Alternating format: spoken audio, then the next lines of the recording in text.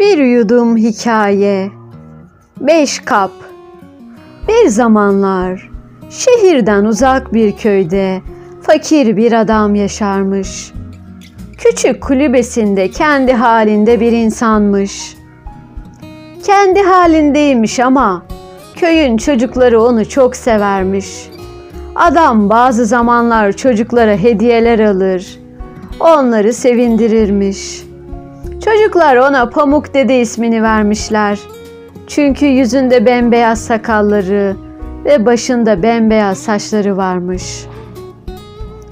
Kulübesinde ihtiyacını görecek 5 tane kaptan ve bir döşeğinden başka bir şeyi yokmuş.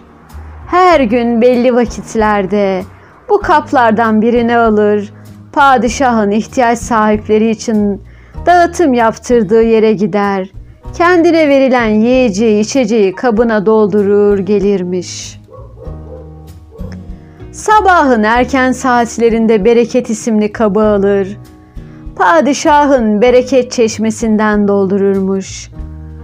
Bu bereket ile gün boyu idare edermiş. Artık o gün ne yapsa çok iyi oluyormuş. Kendine bir dinçlik, bir hareketlilik hissediyormuş. Sonra öğleye kadar küçük bahçesinde meşgul olurmuş fakir adam. Günün yorgunluğundan kurtulmak için öğle olunca da fakirlik kabını alır padişahın zenginlik çeşmesinden doldururmuş. Bu çeşmeden doldurduğu içeceklerle kendine gelir, hayata daha iyi bakarmış. Vakit ikindiye yaklaştığı zaman bir yorgunluk basarmış tüm vücudunu ve tam ikindi vakti acizlik kabını padişahın kuvvet çeşmesinden doldururmuş. Böylece günün son güzelliklerinden de istifade edermiş. Akşam olunca da kusur kabını alır yola revan olurmuş. Bu kabı da şefkat çeşmesinden doldururmuş. Bu sayede padişahın kendini affedeceğini ve kendisine çok mükafat vereceğini umarmış. Gece de yaşlı adam fazla uyumaz. Bir ara kalkar yine çeşmeye doğru gidermiş. Bu sefer de elinde zulmet kabı olurmuş. Bu kabı da nur çeşmesinden doldururmuş. Adam her zaman haline şükreder. Padişah-ı Zülcelal'e hamd edermiş. Çünkü ne zaman gitse boş dönmezmiş. Ve bu kapların güzelliği yüreğine de aksedermiş. Bu kapların her zaman dolu olmasından olsa gerek. Adamın yüzü hep nur gibi parlarmış. Yüzü hep tebessüm edermiş. Kaplardan biri zamanında dolmayacak olsa bir huzursuzluk olurmuş adamın yüreğinde. Ama hiç vakit kaybetmeden gider, utana sıkıla kovasını doldururmuş nedamet çeşmesinden. Ama bu sefer diğer zamanlardaki gibi çok akmazmış çeşme. Adamın bir de komşusu varmış.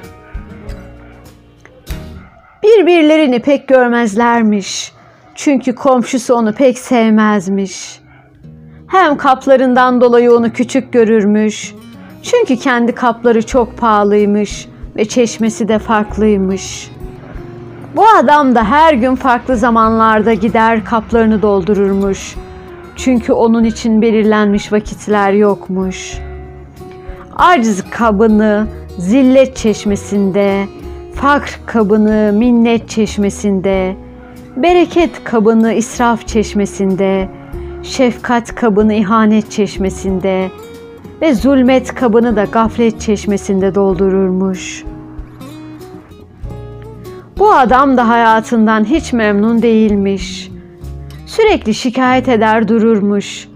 Hem hiç kimse ona güvenmezmiş.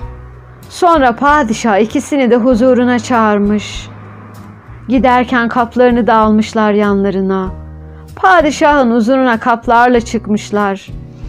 Fakir adamın kapları zenginlik ve bereketten dolup taşıyormuş. Adam şaşırmış, ne diyeceğini bilememiş. Diğer adamın kapları ise bomboş imiş.